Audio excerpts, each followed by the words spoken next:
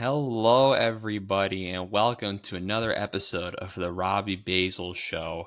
Today is Tuesday, October 17th, because we did not have an episode yesterday due to some scheduling stuff. So happy Tuesday, everybody. I'm Robbie Basel, of course, and today, a couple of quick bits of news before I go into the main portion of today's video, which is the NHL season preview that I've delayed twice, but it's finally here.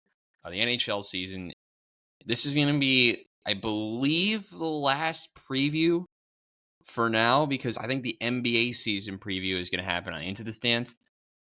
That could change. I'll let you guys know if it does change. But as of right now, the NHL season preview for this channel will be the last season preview. Since we did the NFL, we did the MLB playoffs, we've done the Premier League, the Champions League. We're going to do other tournaments, but the next one might not. We'll do the MAC. I'll talk about Iona basketball here and there. By the way, shout out Iona. They got second in the MAC men's preseason power rankings, the coaches poll. Excuse me, not power rankings. Behind Ryder, which is a hard. I mean, it's fair in a way. I think Iona still has the most talented team in the conference. I mean, when you play in these smaller conferences, if you don't have a competent big man, you're screwed. Iona does an Osborne Shima, who he can run up and down the court. He can hit you with three. He's great in the press. He can really move. We saw that last year under Rick Pitino, but it sucks to see that Iona is second. I won't complain with it though, because I thought it would.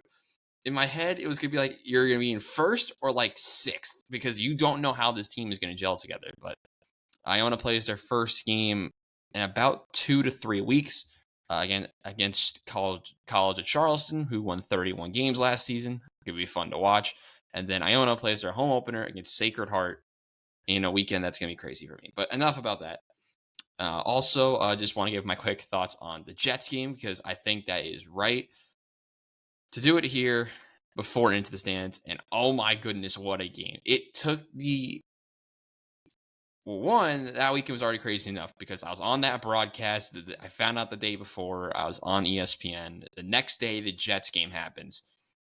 And that game was just absolutely wild. You had the offense is stall in the red zone again. I'm very concerned about that long term.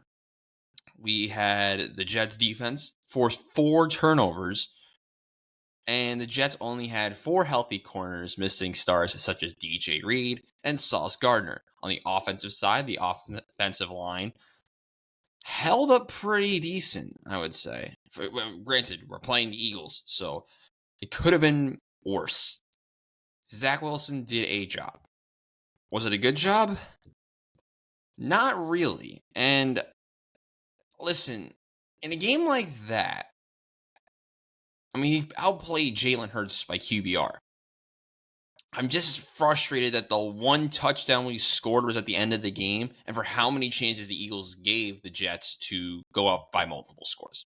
It's frustrating, but the Jets did get a win. I did call this win. Make sure to check out the J and J show. I think it was episode 2 when we did the NFL season preview for that show. I did predict the Jets to beat the Eagles. I was right. Feels good. Because some of my predictions are usually close, but not close enough, and this one's a little bit different. So good to see a little bit of change of things. But the Jets are now 3-3. They head to their bye week, which feels great. I don't have to stress this week about the Jets. Feels good. Feels very good. And then the Jets play the Giants in 2 weeks. More on that game later. But what else is there to talk about? The playoffs for Major League Baseball have been crazy, but the one other thing I want to talk about, because F1 comes back, I believe comes back this week from COTA in Texas, was the situation with Alpine. And I give brief thoughts about this on my Instagram story. Here's the situation. Star athletes such as Patrick Mahomes, Rory McIlroy, Travis Kelce, Trent Alexander-Arnold, we have Anthony Joshua, as well as former footballer Juan Mata invest money into Alpine. My thoughts on this. I like the idea of like other athletes getting into F1. they picked the wrong team to do this with, because you have Red Bull, you have Mercedes, you have McLaren, you have Ferrari. I mean, if the real way they could have done it is do an even lower team and just give them more money to develop the car, because Alpine's going to go from a midfield team to a one spot higher midfield team, maybe better than Aston Martin as a whole. Maybe. I mean, they're in a hunt, I bet, with like Alfa Romeo, Williams right now, and they can elevate themselves a little bit. But this is not, I don't think, changing the team very much at all. We all know that car is going to be mid. It's literally a midfield team. It's going to be mid at best. I don't know what to really think about it. Check out the Starting Grid podcast when their next episode comes out, because I think they might talk about it. But my quick thoughts on it are, why them? And I just don't get it. Like, it's good to see athletes involved in F1. I just think they picked one of the worst teams to do this with. Because if you can elevate a team that's bad to a better state, then that makes it a worthwhile investment. But if you have a team that's just going to stay where they are, it doesn't make sense. That's just my thoughts on it. I could be wrong. I could be terribly wrong. That's very possible. So, ladies and gentlemen, it is time for what we've been waiting for, the main part of this video, and that is the NHL season prediction. How I'm going to do this. We are going to go through every team. I'm going to give you like a minute or two on every team. Now, granted, I may not be the most knowledgeable on this stuff. You guys can call me out on it. I will take no shame in that. But I'm going to go through my rankings, which are actually, I just turned this on. It's very similar to ESPN's from the beginning of the season. My thoughts are also very similar for some reason. I did not copy this off of them. Just saying. But, it's going to be fun. I'm intrigued. I know my predictions for the season are going to be terribly wrong, because that's what we do with most of these things, apparently. But let us begin with the worst team. We're going to go from the worst to the best, from 32 to 1.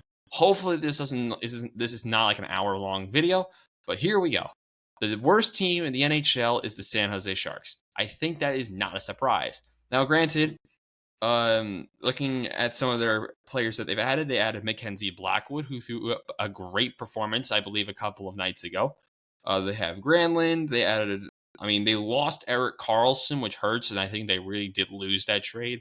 I think they could have gotten more for Erik Karlsson, but at the end of the day, that contract was atrocious. So they kind of had to do something, and they flipped him to the Penguins. Didn't really get much back. But the most fascinating player, and we both agreed on this one, it's Eklund. I mean, he got hurt in late March. I'm interested to see how he comes back, but there's not much hope for the Sharks this season. The tank is on, but maybe. I mean, they did get Anthony Duclair from the Panthers for some reason. Maybe they flipped Duclair at the deadline. Maybe they flipped some other players at the deadline to get more picks. They're a ways away. Hate to say it, they are a ways away. Number 31. And I'm very harsh on this team, because they got much worse.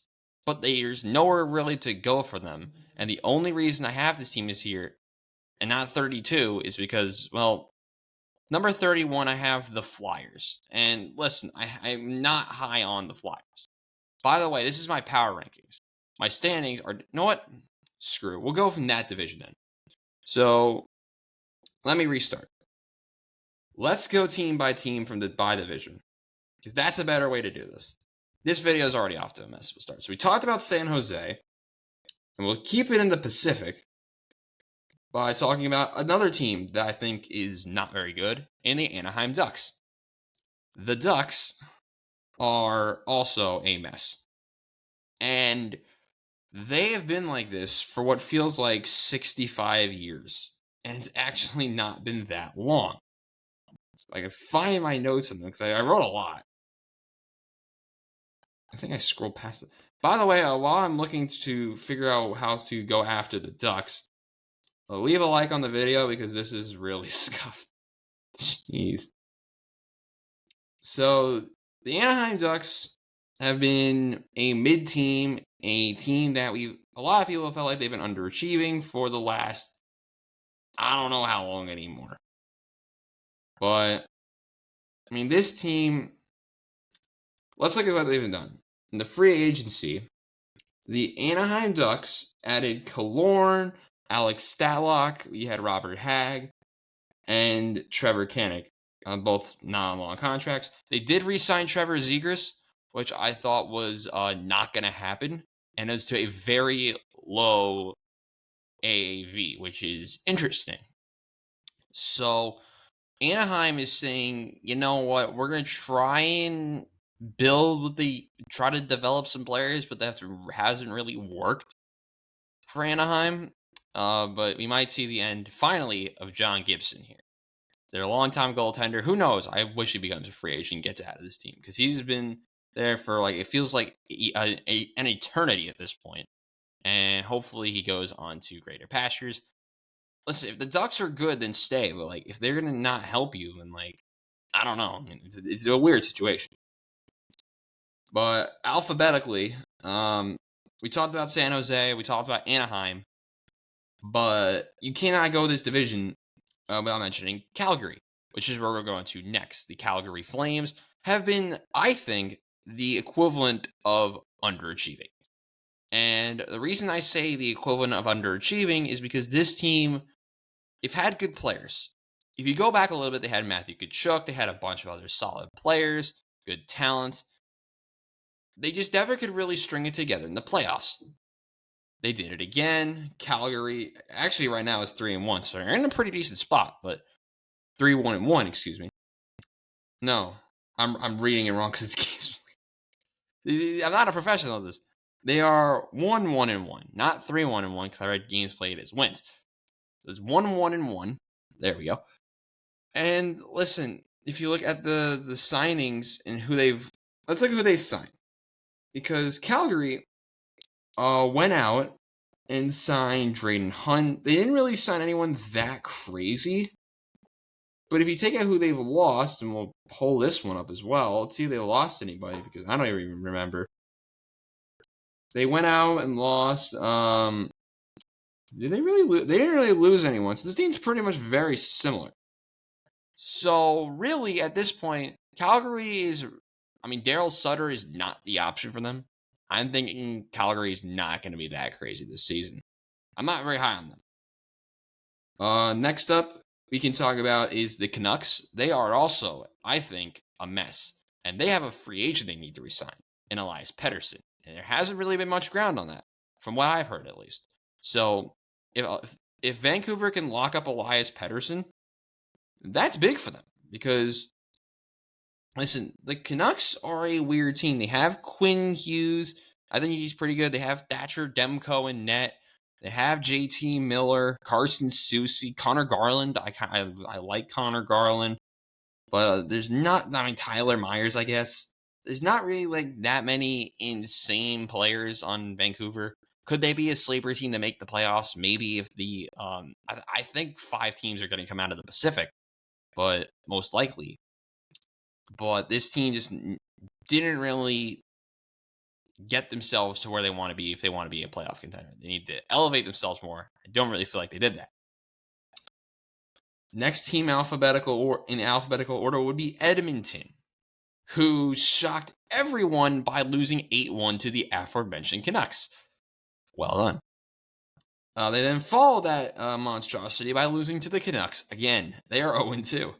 And this team is also one of those teams that just drives you nuts. And the reason I put it like that is it's McDavid, it's Draisaitl, Nugent Hopkins, and nobody else. This team, they had, is he even here still? They have yes, they do still have Nugent Hopkins. They've tried with Darnell Nurse. He's on a big contract. Really hasn't lived up to it. I don't feel like they've tried to add a depth with Evander Kane, which has been mixed results.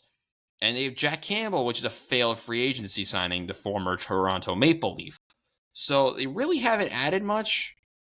Edmonton, they could have done a lot more. They're just going to be McDavid, Draisaitl, and Nugent Hopkins. as usual for now, for what it looks like now. Other teams to talk about, we have still to talk about the Knights, the Kings, and the Kraken. The next team I'm going to talk about is the defending champion, Vegas Golden Knights. This team is crazy. They lost Riley Smith. I like Riley Smith. Hate to see him go, but they have some phenomenal players. William Karlsson, Jonathan Marchessault. They have Mark Stone as their captain, Jack Eichel, Pietrangelo, Barbashev, Logan Thompson as a backup. He's a pretty solid for the goaltending. William Carey. There's a couple other decent players. And they've lost some, but they're still a solid team. Will they return and win the cup? No idea, but they were injured to heck and back at some points the last couple of years and have made the playoffs. This team is solid. They're going to be solid. Next team is the Kings. The Los Angeles Kings. I don't really know what to think about them. They added Pierre-Luc Dubois. They still have Drew Doughty, of course. There's some other players. Quentin Byfield, I think, is their young stud. I think he's pretty good. They still have a ton of questions, but the Los Angeles Kings are a weird bunch that I feel like are just going to make the playoffs. They're a solid team. They have some solid players, but, it's one of those where it's just like they're going to be on repeat. Their goaltending is going to be, I think, the issue for them. That's just me, because I'm just never really high. How do I explain this? When you look at the Los Angeles Kings, and they have they just need younger players. They need to find a way to get younger players, because let me look at it this way: Los Angeles Kings, how loaded their division is, they didn't really improve. They added Lick Dubois, Garvikot. I probably said that wrong. Gavrikov. There you go. They've lost some decent players, but Pierre-Luc Dubois is going to be there for the most fascinating player. He's really good, and I think he's going to make a solid impact. I think they could be a playoff team this season. Most likely will be a playoff team this season. Finally, in this division, we have Seattle, the Kraken. They've added Pierre-Edouard Bellemare, Dumoulin, and Yamamoto, who I feel like could be interesting. But they've lost some pieces. Morgan Geekie, Jonas Dunskoy, but their most fascinating player, and the guy who really emerged, semi-emerged last season in the playoffs, was Philip Grubauer. He was inconsistent as all heck in the regular season, and came out and was very rock solid in net and got Seattle to the second round. Can he do it again? No idea. It's going to be a very interesting question. But he's getting paid $5.9 million a year. Is he ever going to live up to the $5.9 million per year? I don't know. Weird team. I feel like they can be playoff contenders, but we'll talk about the playoff, who I think are going to make it out of each division at the end of the last part of the video. To the Central, as that's where we're going to be heading next. And we're going to open with the team that I think is going to be possibly overrated.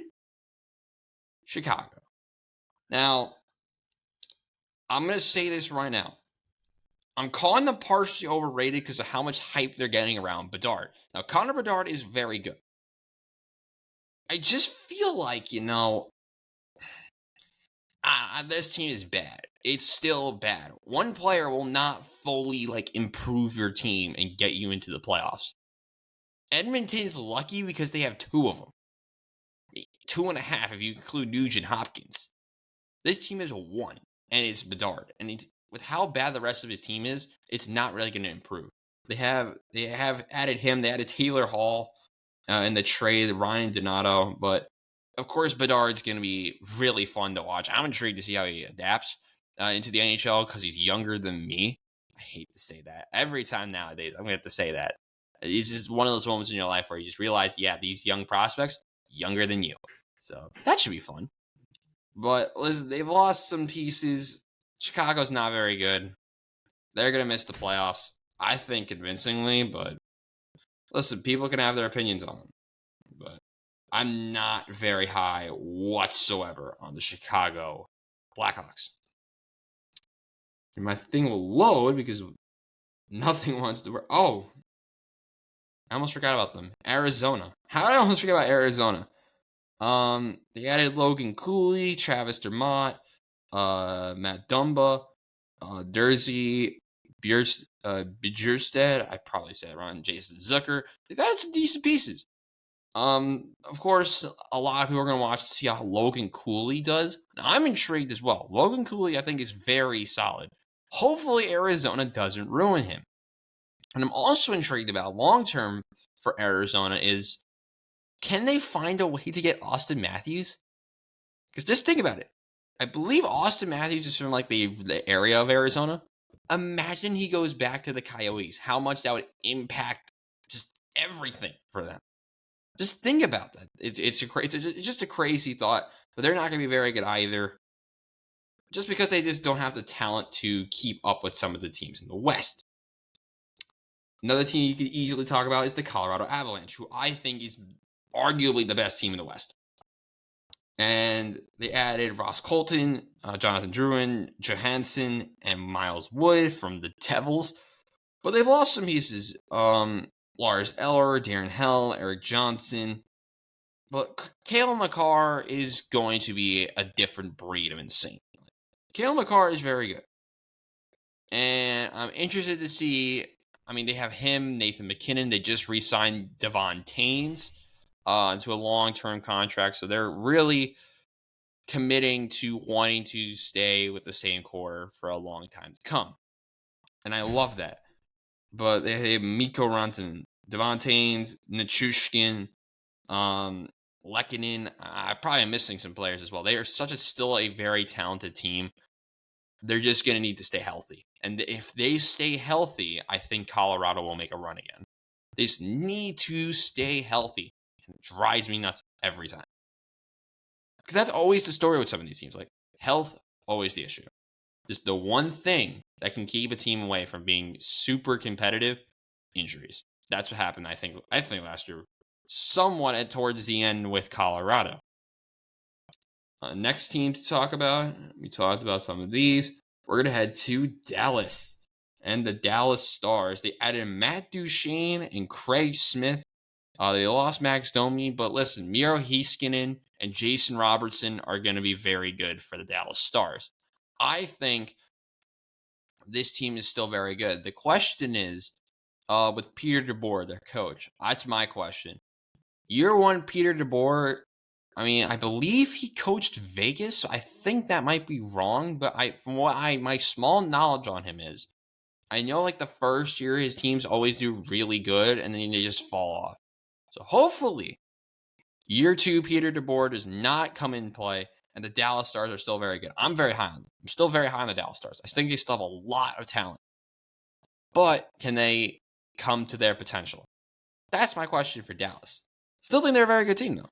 I think they're still very, very good. Who's next? We get to talk about, oh yeah, this team. The perennial first-round exit, Minnesota. How we doing? They added Pat Maroon and lost a lot. But listen, Philip Gustafson was a former number 3 goalie in Ottawa. And they still have the swan song of Marc-Andre Fleury. But this team, they're going to reach the playoffs.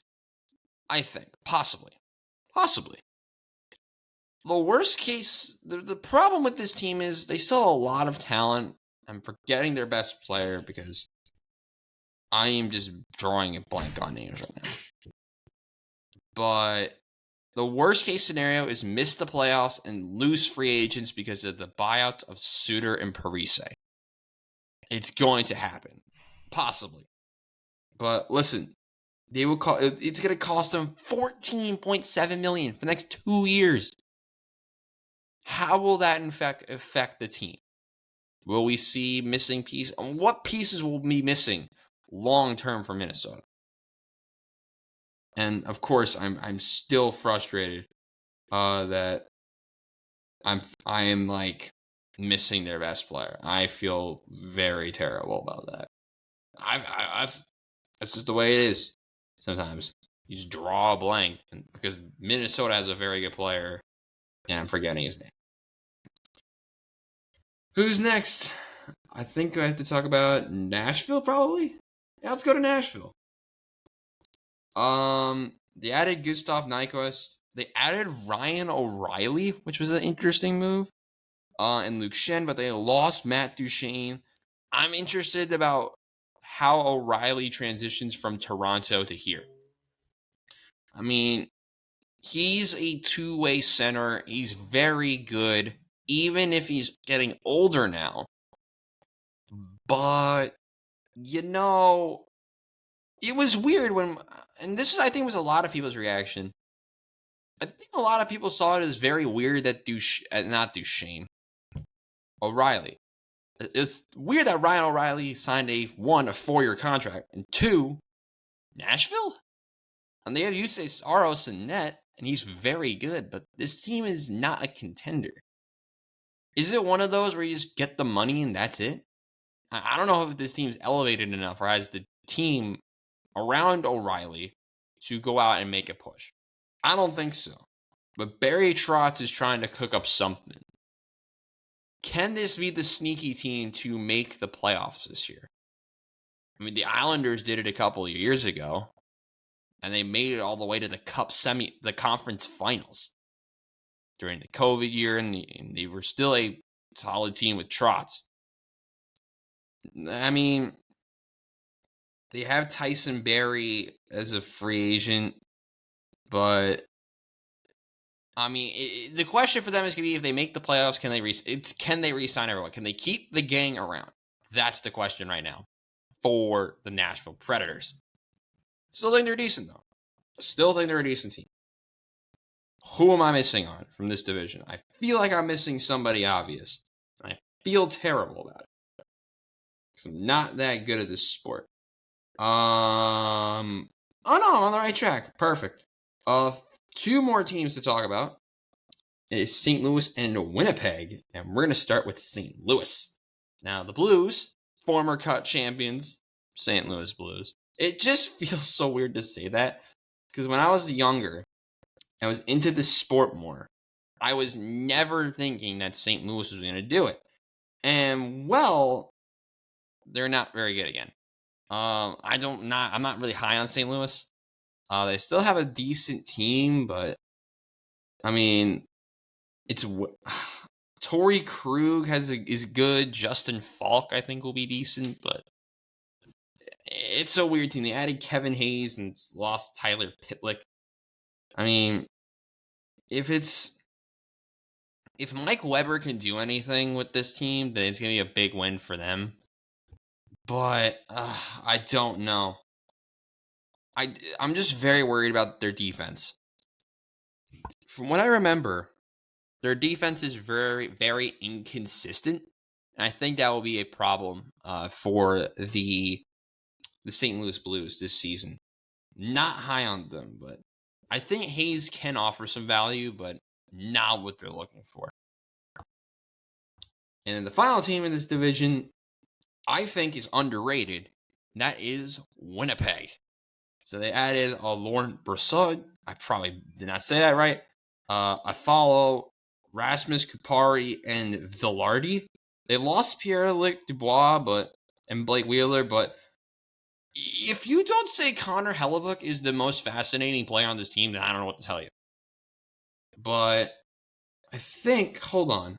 Just let me search up something. Didn't they re-sign their 2 big name free agents like a couple of days ago? Yeah. Winnipeg. I almost said the Blues again. The Winnipeg Jets re-signed some of their star players, and I think this is very good. Not the Blues. They re-signed Mark Scheifele, and where's the other one? Where's the other giant contract? Because they signed somebody else. I can't find it. Oh, and Hellebuck. There it is. So they re-signed Hellebuck and they re-signed Scheifele. Good job, Winnipeg. They still have some interesting core pieces. And I think coming out of in the division they're in, I think they could be the last team out of the Central. If everyone implodes, a team like a Minnesota, if you look back at the standings, who do I think can possibly mess up? There are some options to who can possibly like mess this up for everybody.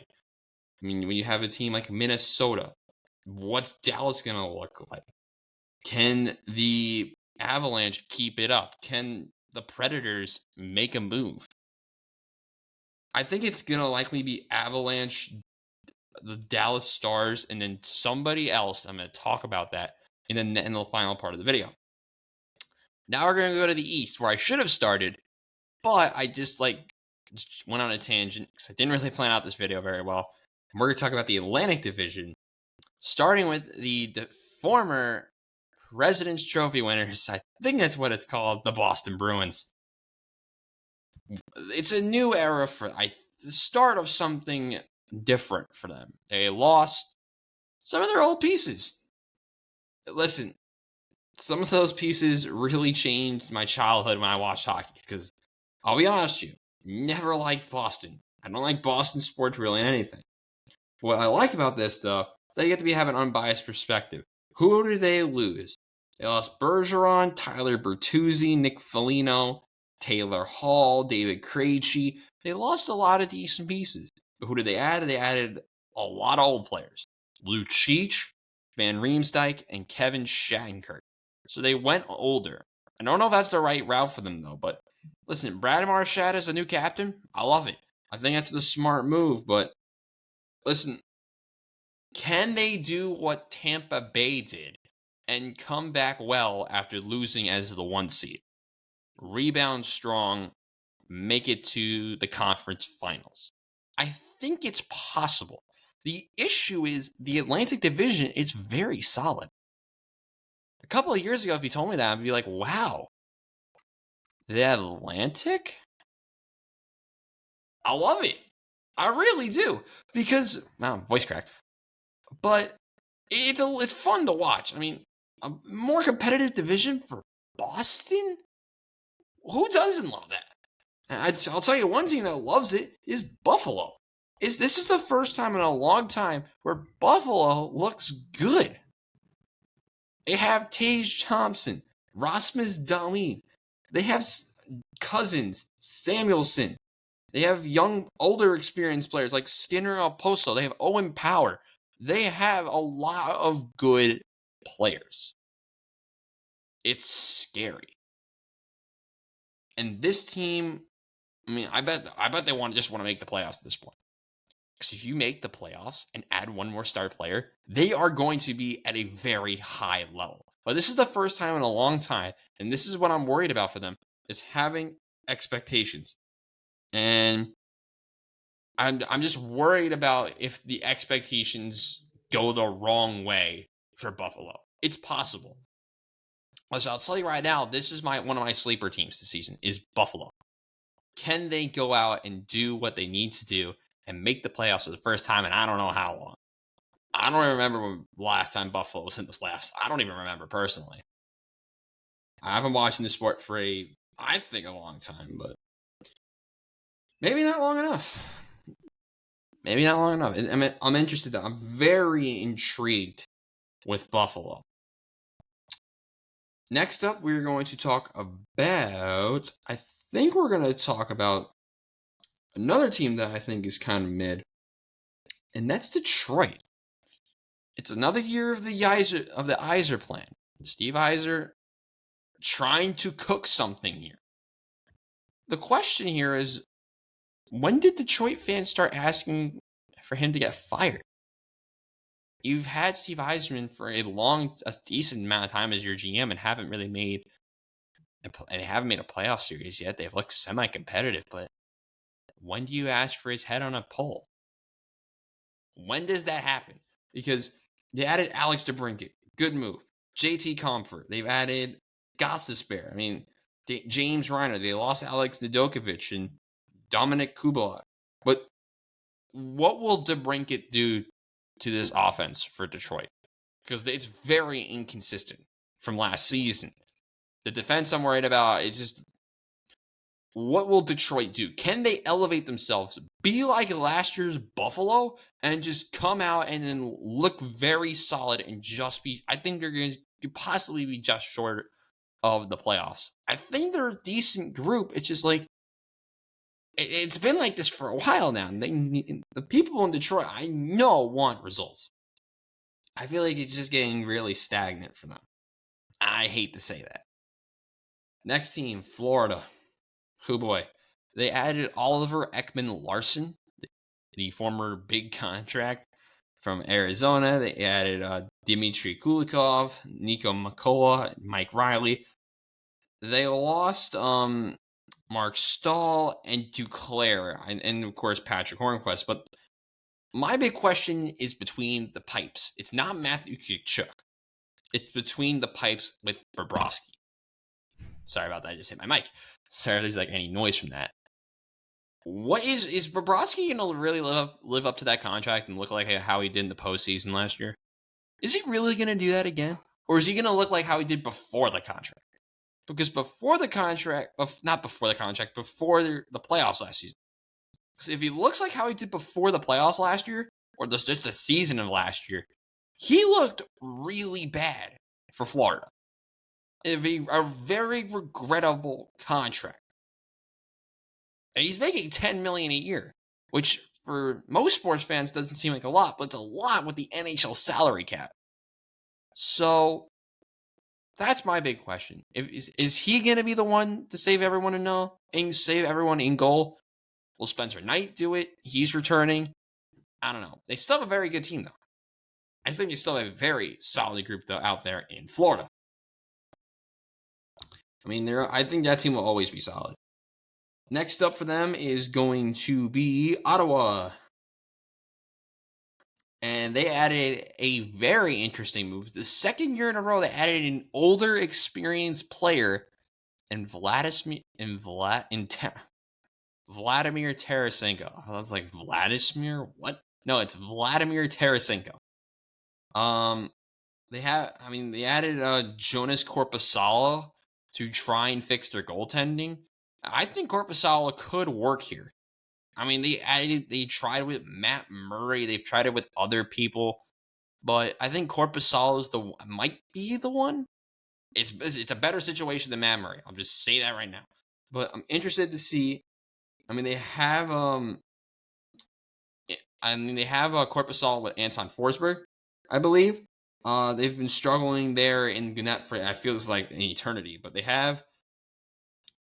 need to develop their young talent. You have players like Tim Stützle, Brady Tkachuk, Thomas Chabot, a healthy Josh Norris. I mean, Artem Zub. I mean, and they also, how can I forget about Jacob Chychrun? I mean, he's a former Arizona player, and I think with him, Drew, and Tarasenko, I think this team can be very solid. It just goaltending, can it be right? And can the defense defend? I don't know. I'm intrigued. I'm very intrigued with this division as a whole. But Ottawa, interested to see how they look this season. Next, we're going to head to, Tampa Bay. They added Luke Glendening, Tyler Mott, Connor Sheary. They lost Corey Perry, Killorn, Pat Maroon. I mean, Victor Hedman is going to be a player to watch, but Vasilevsky in net is going to be always my player to watch. How good is he going to be in net? He is out for the first 2 months of the season, I believe, with an injury. So I'm interested to see how Tampa Bay looks like going into when Vasilevsky returns. Will this team be in the middle of the Atlantic? Will they be towards the bottom and have Vasilevsky carry them to the playoffs? I mean, it's just weird. I mean, they have Tanner Jeannot. Can he explode this season and have a very good year? They have Brandon Hagel. But it's going to be, can Tampa Bay overcome the early roadblocks of injuries with a player like Vasilevsky? Because listen, this might be heading towards the end of Steven Stamkos. Can they find a way to, one, play well before Vasilevsky comes back, and 2, keep Stamkos. 2 questions I have for them, but I mean, I almost forgot about Nikita Kucherov. He's also very, very good, but of course they also have Sergachev. They still have a very solid team. Just can't keep up with the young guns out of some of the younger teams out in this division. Next up, we have Toronto, and they added Max Domi, Tyler Bertuzzi, John Klingberg, Ryan Reeves, and Martin Jones. I'm interested to see how Bertuzzi looks on this team. I like Tyler Bertuzzi. Samsonov, I mean, can he rebound in net? The best case for them is re-signing Austin Matthews. Even if they suck for whatever the reason, if you fail to get back Austin Matthews, you're screwed. You fired Kyle Dubas, and you could possibly lose the next season your best player. I don't know how you can get much worse for Toronto if you just go out and lose your best player. Remember when the Islanders lost John Tavares? Is this the punishment they're going to finally pay for John Tavares? Because John Tavares is still a Maple Leaf. But can Toronto actually lose their best player as he might go home to Arizona? Can he go to a better it's another team in contention out in the West? It's very possible. I'm just trying to bring up possibilities here, but I mean, William Nylander, I think he can be pretty decent, but if it just crash and burn in the postseason, I think Austin Matthews could be gone. They have to go far to keep him. That's my thoughts on it. In the long run of this season, at least. And now to another fun division, the Metro. And we're going to begin with the Carolina Hurricanes. The Carolina Hurricanes, they are probably the team to beat out of the Metro. I think this is the easiest division to predict. That's just my perspective on it. They added Michael Bunting, Orlov, Tony DeAngelo is back. I don't know why. And they lost Gothisbehere, but they re-signed Aho. They have Shevchnikov.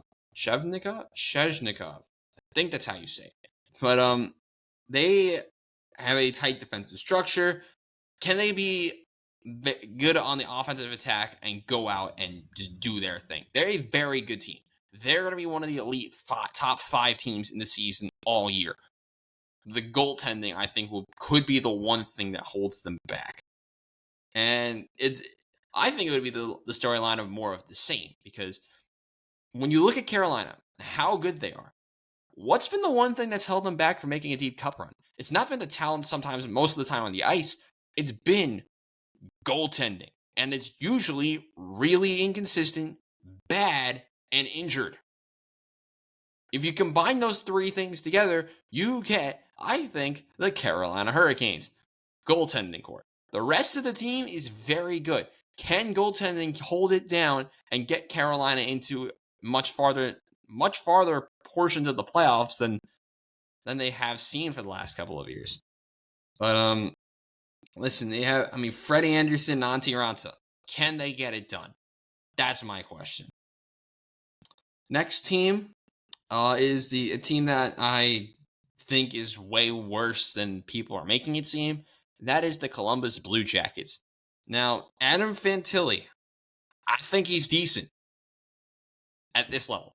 For right now, he has a lot of potential. I think he's going to be, in the long term, very good. The question I'm going to have for him is, how will he develop on the Blue Jackets? Because the Blue Jackets, as an organization, are a complete disaster. I think Fantilli, over the course of the next couple of years, will be extremely solid in the NHL level. I like him. But they have Gaudreau and Laine. When will those 2 ask to leave? Because listen, last year when Johnny Gaudreau signed with the Blue Jackets, I was like, what? The Blue Jackets? What? Is he okay? They suck.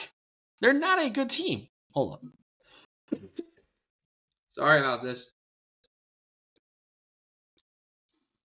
I've been yelling at my mic for the last 40 minutes. By the way, this has been the longest episode I've done in a while, so apologies for that. But back to my rant on the Blue Jackets. Johnny Gaudreau signed to a college town? Yeah, he's from the area, but He didn't go to New Jersey. He didn't go to the Islanders. He went to the Blue Jackets. Okay. I think you might be regretting that. Because, listen, they have Laine, Goudreau, and Fantilli. No one else. I don't think so, at least. But, I mean, Mike Babcock, is gone. He didn't make it to training camp, apparently, so they screwed up, and it's not looking good for the Blue Jackets. I'm interested to see, if they just move bad depth at the deadline. That's just what they're probably going to do, I'll be honest with you. I feel like that's a trend with these, semi-mediocre teams. To just move bad pieces at the deadline. I don't know. Oh, I don't know if I think I forgot to talk about them earlier, but Montreal, this is the team I forgot in the Atlantic. Just quickly on them. They added Alex Newhook, but they have Georgios Slavkovsky, the former number 1 pick for the 2022 draft. He has very high expectations. I think he's going to be good. But they have Nick Suzuki, Cole Caulfield. They have a good core. They're starting to build the core, but Caulfield got hurt last season. They have these young talents down for a while. Kirby Dach as well, but they had a bad defending. I think they had an underperforming defense last year, especially off the rush. But they had Josh Anderson, Jake Allen, and Samuel Motembo. For in goal, but it's not really that great.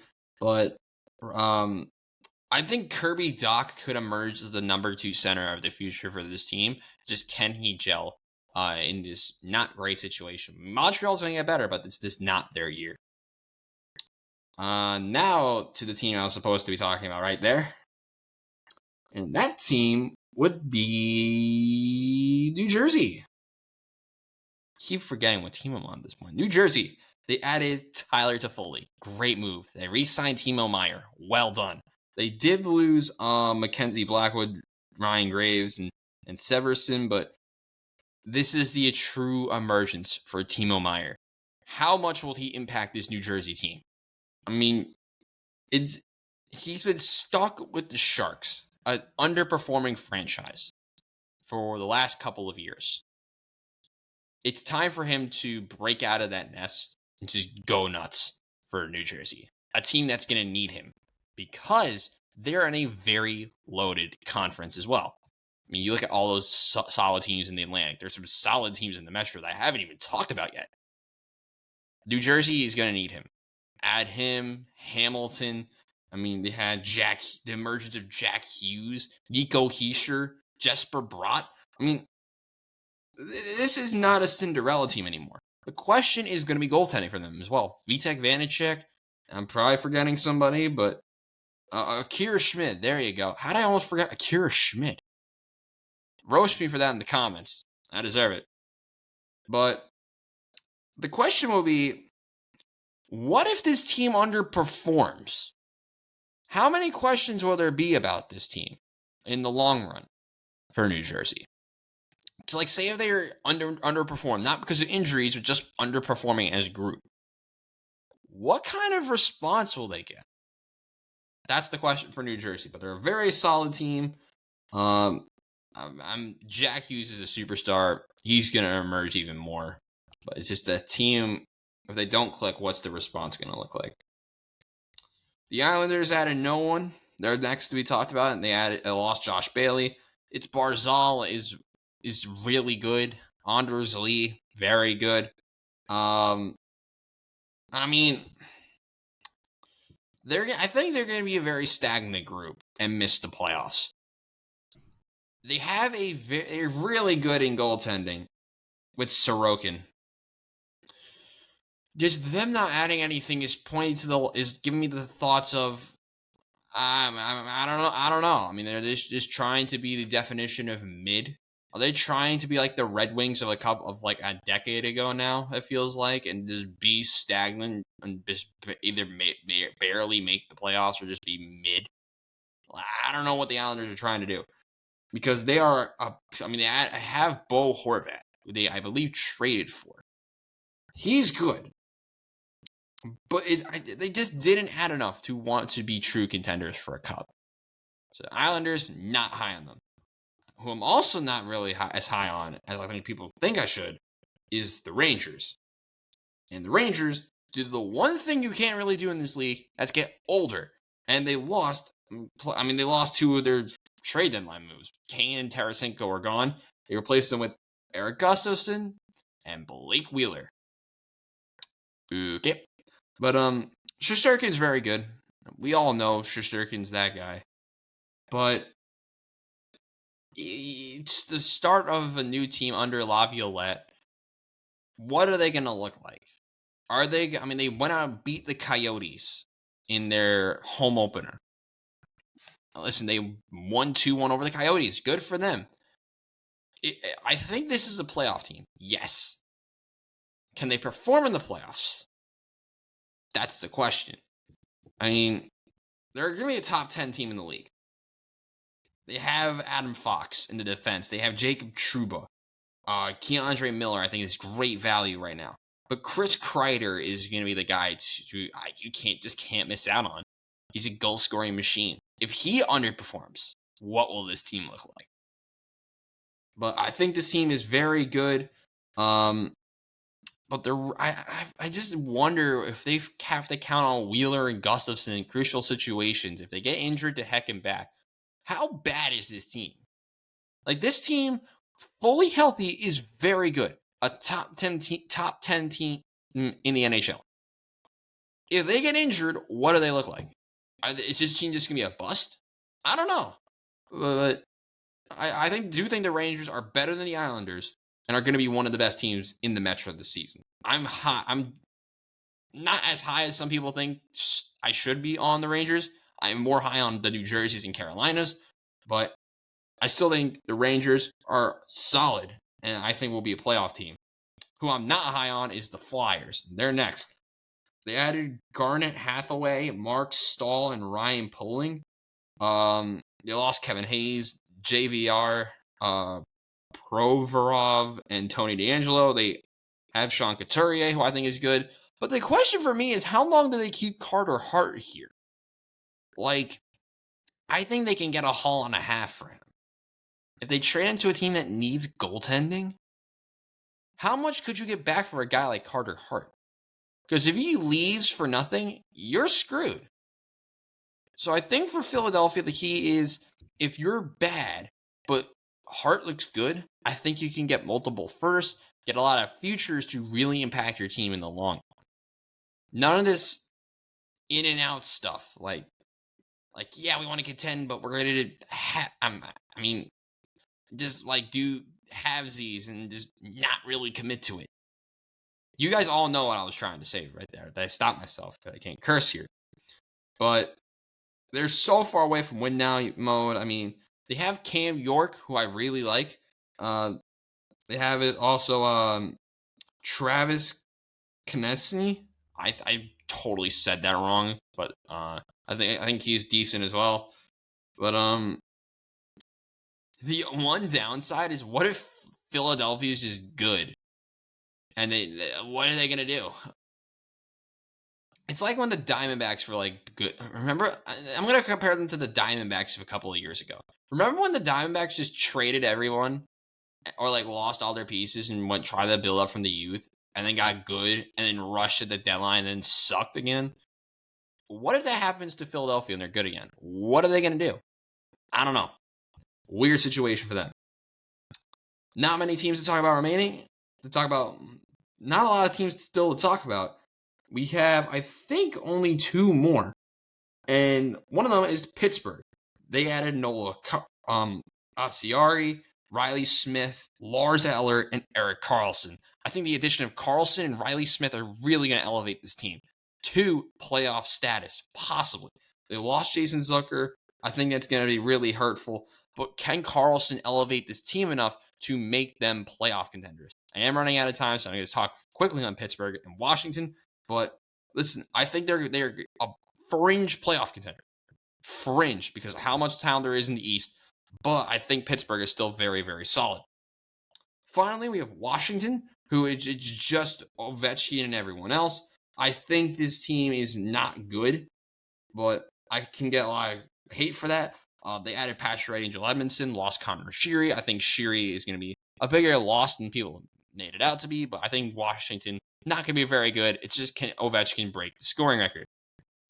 So now who makes my playoffs? Starting with the West because it's so much easier to predict the West. In the Central, I'm going to go with my 3 teams out of the Central automatic are going to be the Avalanche first, then Dallas. And I'm going to be a sleeper here, and I'm going to pick Winnipeg instead of Minnesota. I think Minnesota is going to be. I mean, they have Kasperi Kapanen, but that's the name I was thinking of. But I just think Winnipeg is the underrated team that makes it this year out of the West. So I'm going to say Colorado, Dallas, and Winnipeg with Minnesota just missing out. Can they make my wild card, though? In the Pacific, I'm going to go with the Knights, and then I'm going to go with Edmonton. I still like Edmonton. They're going to have the high-end talent's going to carry them. And then third, there's so many good choices, but I'm going to go with the Kraken. Listen, I'm going with the Kraken in third, and my wild card teams are the Los Angeles Kings, and my last team in is Calgary. I still think Calgary are going to make it just ahead of Minnesota.